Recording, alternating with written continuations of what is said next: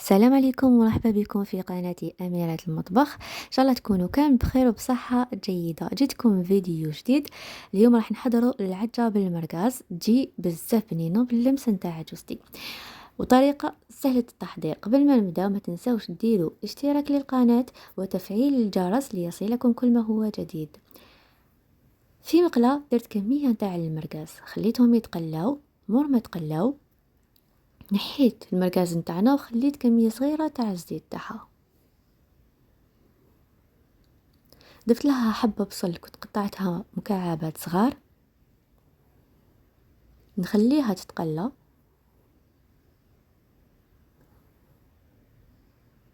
زدت لها 4 سنينات نتاع الثوم، وضفت لها كمية تاع الفلفل الحلو وفلفل الحار. زيت شوية تاع الملح وشوية راس الحانوت وشوية فلفل أسود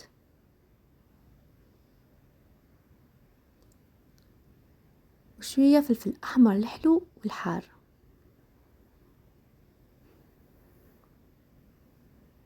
نخلطهم. ضفت ملعقة صغيرة تاع طماطم مصبرة، واللي يحبها حار اكتر يزيد لها الهريسة. زدت لها حبة طماطم كنت ربيتها. مور ما تقلت الطماطم تاعنا ضفت المرقاز اللي كنت قطعته مربعات صغار، وفي الاخير ضفت لها حوالي 3 ملاعق تاع زيت تاع المرقاز. ما تنسوش الوصفة هذه راهي كامل في نتاع بنت المرقاز. زدت لها 5 حبات نتاع البيض وخليتهم يطيبوا على نار هادئة.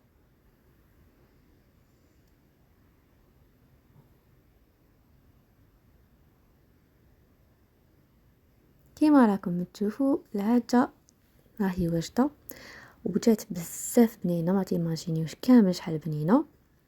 ان شاء الله تجربوا هذه الوصفه وما تنساوش بجام للصفحه وابوني. الى اللقاء.